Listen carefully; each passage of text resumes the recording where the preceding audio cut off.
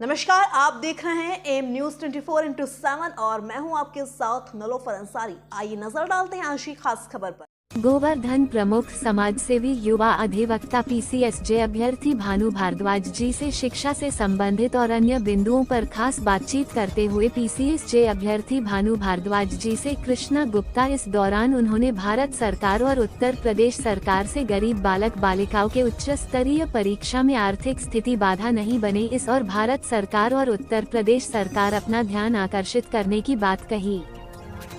आपने जाना हमारे साथ रहे अभी तक भानु भारद्वाज जनपद मथुरा के वरिष्ठ युवा अधिवक्ता हैं और हमने गोवर्धन में भानु भारद्वाज जी के आवास पर इनसे वार्ता करी। हमारे साथ रहे भानु भारद्वाज जो है एक समाज सेवी हैं, गोवर्धन के युवा अधिवक्ता हैं। इसके साथ साथ भानु भारद्वाज जी अपने दर्शकों को बता दें हम कि प्रोविंशियल सिविल सर्विसेज जुडिशियरी के एग्ज़ाम की प्रिपरेशन कर रहे हैं, यानी कि पीसीएसजे की प्रिपरेशन उनकी चल रही है और उनसे खास बातचीत की शिक्षा के व्यवसायीकरण को लेकर। तो उनका कहना था कि जो हमारे देश की Indian administrative services, Indian police services, भारतीय राजस्व सेवा, इंडियन रेवेन्यू सर्विसेज जैसी सिविल सर्विसेज की प्रिपरेशन और न्यायिक सेवा की जो अभ्यर्थी तैयारी कर रहा है वो आर्थिक दौर से गुजर रहा है, उसके अंदर जज्बा है, जुनून है कुछ कर गुजरने का। तो आर्थिक स्थिति को जो है नकार कर उत्तर प्रदेश सरकार और भारत सरकार को गरीब तबके के जो बालक बालिकाएं हैं उनकी आर्थिक स्थिति ठीक नहीं है, इस ओर अपना ध्यान आकर्षित करने की उन्होंने हमसे बात कही। गोवर्धन से संवाददाता कृष्णा गुप्ता। मथुरा की तहसील गोवर्धन में और हमारे साथ गोवर्धन क्षेत्र की प्रमुख समाज सेवी और जो है वरिष्ठ अधिवक्ता हैं भानु भारद्वाज जी हमारे साथ हैं और इनसे रूबरू हो रहे हैं। आज काफी लंबे समय बाद मेरी गोवर्धन में एक मुलाकात इनसे हो रही है। आज कुछ समसामयिक बिंदुओं को लेकर जानते हैं। आगामी नववर्ष पर प्रतिवर्ष की भांति इस बार भी गोवर्धन में आस्था का एक सैलाब उमड़ता है, उसको लेकर क्या कुछ कहना चाह रही हैं। प्रदेश सरकार की ओर से जो तैयारियां को अंतिम रूप दिया है उसको लेकर क्या कुछ कहना चाह रही हैं। पहले मेरे सभी क्षेत्रवासियों को, सभी हर जनपद से आए हुए सामने सभी ब्रजवासियों को नववर्ष की अनेक ढेर सारी शुभकामनाएं। बहुत सारा सब लोगों को प्यार। भाजपा सरकार की यहाँ राज्य को लेकर हमेशा सरकार की पहली मंशा रहती है कि राज्य में अति उत्तम व्यवस्थाएं सब हों। उसको लेकर प्रशासन की तरफ से, जिला प्रशासन की तरफ से, सरकार की तरफ से सब व्यवस्थाएं उचित मुहैया कराई गई। और हम देख रहे हैं मथुरा में शिक्षा के व्यवसायीकरण की बात करें तो शिक्षा को व्यवसाय बना दिया है। शिक्षा आजकल एक व्यवसाय के गति से ये हमारा दुर्भाग्य है।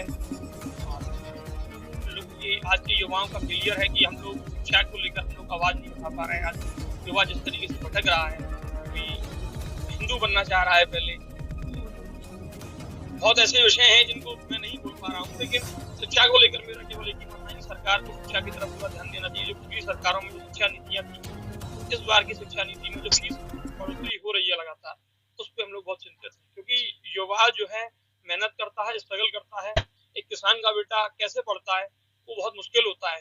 एक किसान के बेटे को जो है बहुत आगे पढ़ाई करने के लिए उसको बहुत व्यवस्थाओं से जूझना पड़ता है। तो मेरा तो ये निवेदन है कि जो फीस बदलाव को लेकर ये जो बार बार फीस की बढ़ोतरियां की जा रही है, इस पे सरकार ध्यान दे। और जो प्राइवेट स्कूलों के द्वारा शिक्षा का जो निजीकरण किया जा रहा है, इस पे सरकार तुरंत बैन लगाए, सरकार इसको बंद करे, क्योंकि ये सब लोग सरकार के ही संरक्षण में फंसे। क्या कहना चाहते हो, जैसे कि भारत की सर्वश्रेष्ठ और सर्वप्रथम जो है एक काफी बहुत बड़ी परीक्षा होती है, बड़े स्तर की, Indian administrative services, Indian police service, Indian revenue services, राजस्व सेवा और प्रशासनिक सेवा, पुलिस सेवा, IAS की प्रिपरेशन के लिए हमारे ब्रज का बालक जो है दिल्ली जा रहा है। मसलन वहाँ पर वो गरीब तबके का बालक है और जो है उसके पास इतना पैसा भी नहीं है, पिता मंत्री कर भरण पोषण करते हैं परिवार का, लेकिन जो है शिक्षा IAS पढ़ने के लिए उस बच्चे के अंदर काफी एक जज्बा है, लेकिन पैसे के आर्थिक स्थिति के दौर में वो इन सब चीजों से जो है पीछे रह जाता है। इसको लेकर क्या कुछ कहना चाह रही है भारत सरकार से?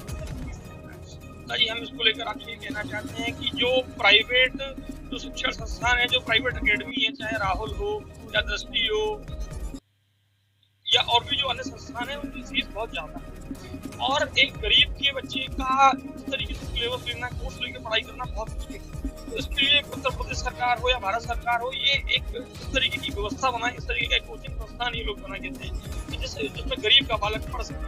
अभी मैं भी आपको बताऊँ कि हम तैयारी कर रहा हूँ प्रिपरेशन करने के लिए। आपके मन में केवल एक जुनून होना चाहिए, आपके अंदर वो भाव होना चाहिए, आपके अंदर वो ताकत होनी चाहिए कि आप किसी को मतलब किसी अटेम्प्ट को आप हासिल करना चाहिए।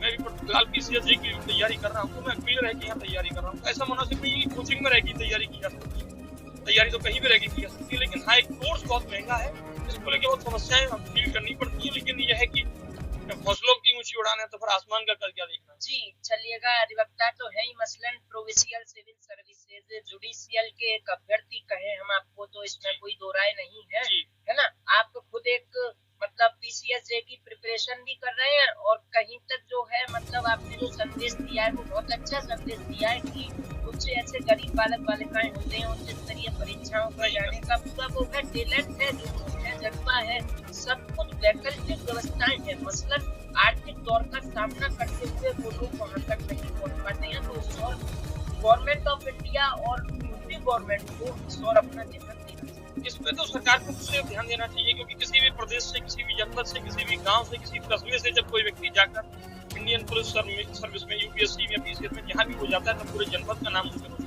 चलेगा। और जो है भानु भारद्वाज जी, आपका बहुत बहुत धन्यवाद ज्ञापित करते हुए हम आपके मामले को संज्ञान में ला दें कुछ ऐसे कि जनपद में अभी विगत दिनों मथुरा वृंदावन रोड स्थित PMB पॉलिटेक्निक के समीप मृत गौवंश पाया गया था, जहां पर लाठीचार्ज भी हुआ था। तो मतलब जो जिला कारागार मथुरा में निरुद्ध हैं गौरक्षक दल के और हिंदू महासभा के कुछ लोग, उनको लेकर ये मामले में काफी पकड़ा गया है। और क्या कुछ कहना चाह रहे हैं? मैं इस विषय को लेकर इतना कहना चाहूंगा कि जो गायों के साथ हुआ भी बहुत दुखद था, लेकिन इसे मेरे उससे देखा जाए, केवल मेरे दृष्टिकोण से, पूर्ण समाज दृष्टिकोण से देखा जाए कि व्यक्ति का व्यक्तिगत दृष्टिकोण होता है। मेरे दृष्टिकोण से जो उनपे जो लाठीचार्ज हुआ बहुत गलत था, क्योंकि जिला अधिकारी और माननीय जिला कप्तान महोदय बहुत ही सीनियर और बहुत एक अनुभवी व्यक्ति हैं। उनके अनुभव से वो लोग बच्चे थे और उन बच्चों को वो डांट फटकार के भी जो है समझा सकते थे।